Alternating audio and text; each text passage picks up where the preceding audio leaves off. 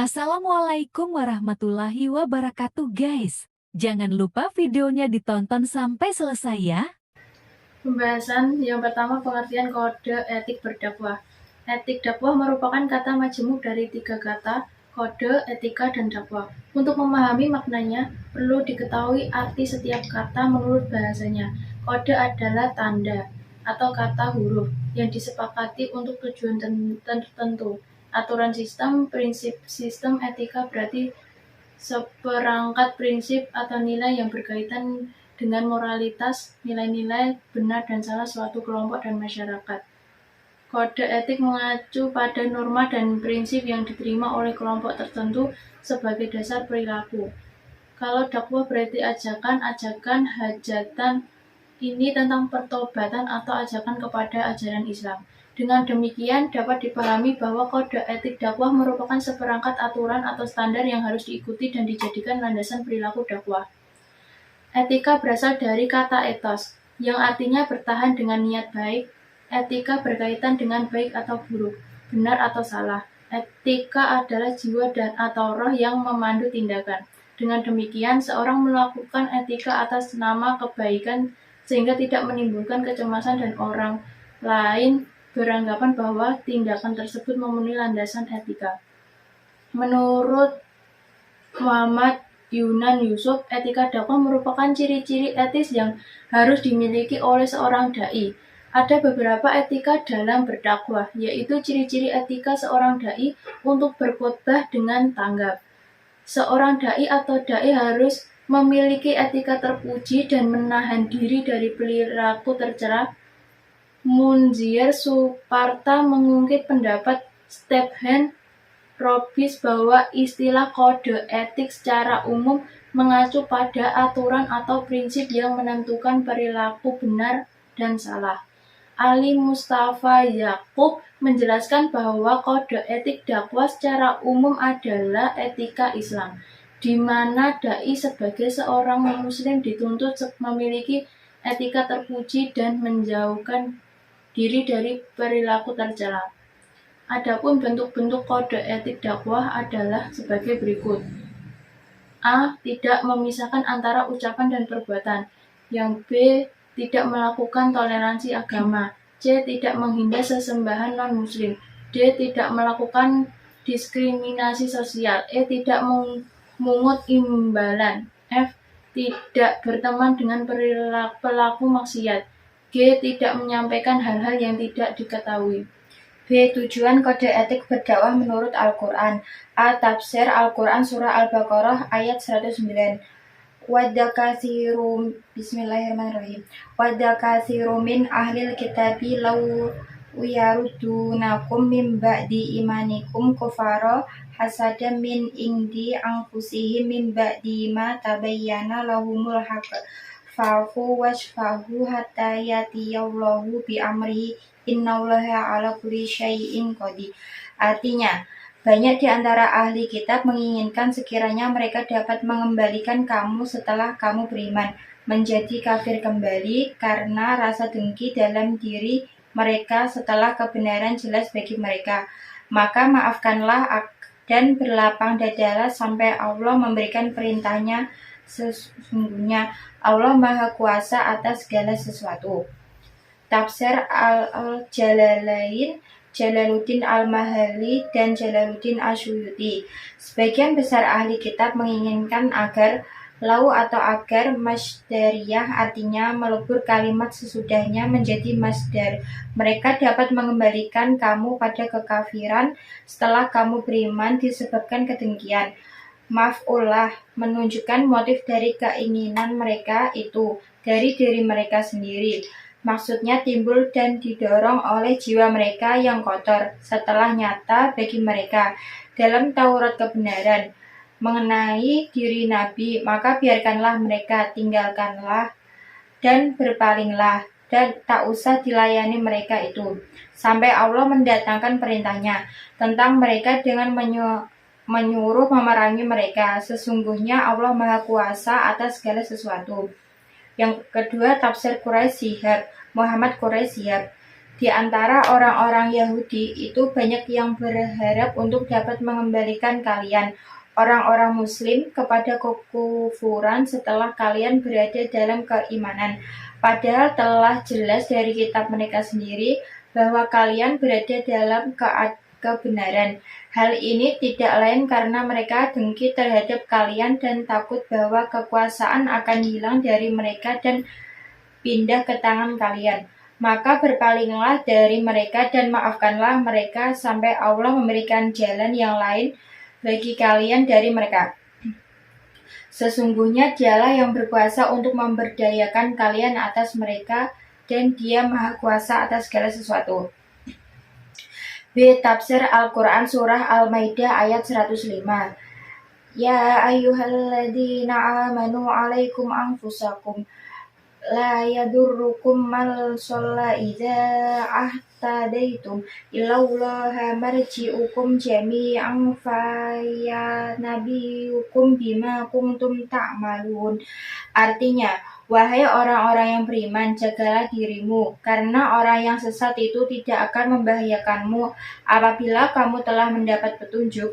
Hanya kepada Allah kamu akan kembali. Kemudian Dia akan menerangkan kepadamu apa yang telah kamu kerjakan. 1. Tafsir Al-Jalalain, Jalaluddin Al-Mahalili dan Jalaluddin As-Suyuti. Hai orang-orang yang beriman, jagalah dirimu, peliharalah dirimu dan berbuatlah kamu untuk memperbaikinya. Tiadalah orang yang sesat itu akan memberi mudarat kepadamu apabila kamu telah mendapat petunjuk. Dikatakan bahwa yang dimaksud dengan makna tidak akan membahayakan kamu orang-orang yang sesat, ialah golongan ahlul kitab. Menurut pendapat lainnya, yang dimaksud dengan mereka adalah orang-orang selain ahli kitab. Pendapat ini berlandaskan pada hadisnya Abu Salabah Al-Qusyani. Dalam hadisnya Al-Qusyani mengatakan, aku bertanya kepada Rasulullah tentang makna ayat ini. Kemudian beliau menjawab, saling perintah memerintahkanlah kamu sekalian kepada kebaikan, dan saling mencegahlah kamu sekalian tentang kemungkaran, hingga juga kamu melihat orang yang bakhil, ditaati, bahwa nafsu mulai diikuti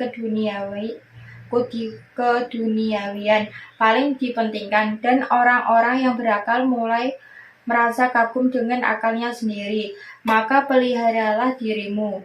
Hadis ini diriwayatkan oleh Imam Hakim dan lain-lainnya. Hanya kepada Allah lah kamu semuanya kembali. Kemudian Dia akan menerangkan kepadamu apa yang telah kamu kerjakan, kemudian Dia akan membalas kamu. 2. Tafsir Quraisy Shihab, Muhammad Quraisy Shihab.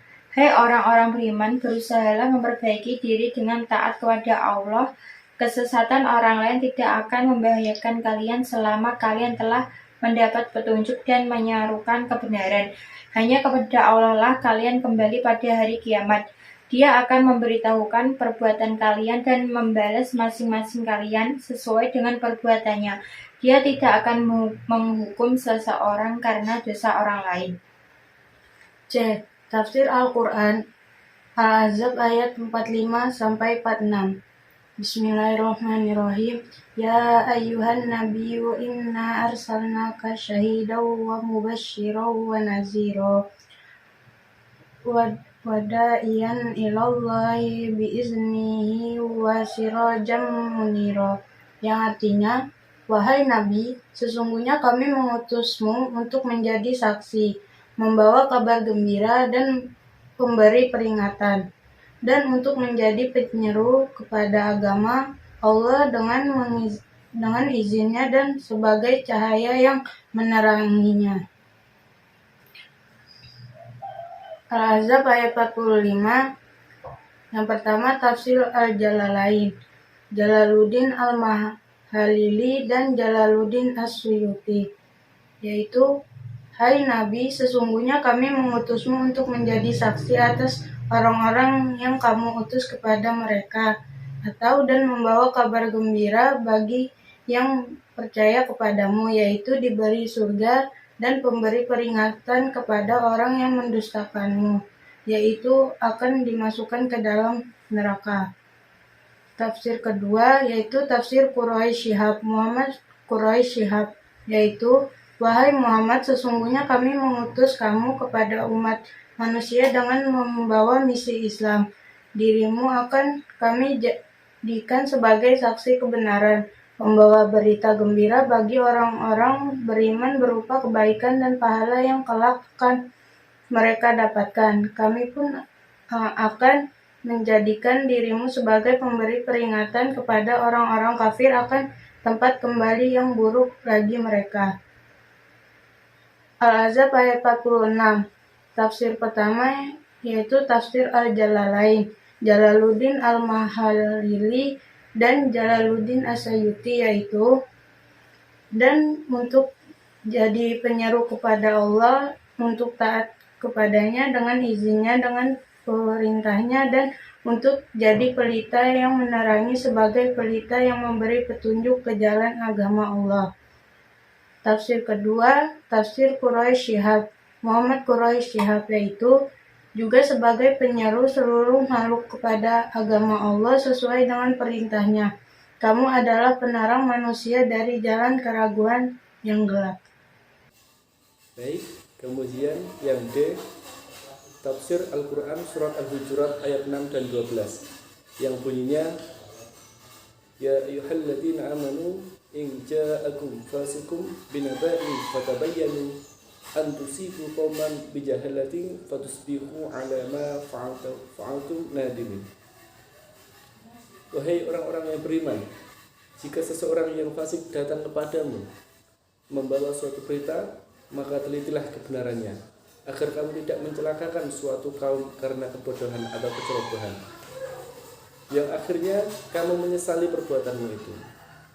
Menurut tafsir Al-Jalalain atau dari Al-Imam Jalaluddin Al-Mahalili dan Jalaluddin As-Suyuti, hai Nabi, sesungguhnya kami mengutusmu untuk jadi saksi atas orang-orang yang kamu diutus kepada mereka, atau dan pembawa kabar gembira bagi orang yang percaya kepadamu, yaitu diberi surga dan pemberi peringatan kepada orang yang mendustakanmu, yaitu akan dimasukkan ke dalam neraka.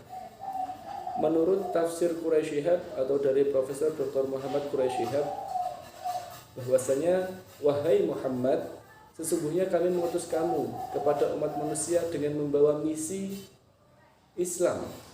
Dirimu akan kami jadikan sebagai saksi kebenaran, pembawa berita gembira bagi orang-orang beriman berupa kebaikan dan pahala yang kelak akan mereka dapatkan. Kami pun akan menjadikan dirimu sebagai pemberi peringatan kepada orang-orang kafir akan tempat kembali yang buruk kepada mereka.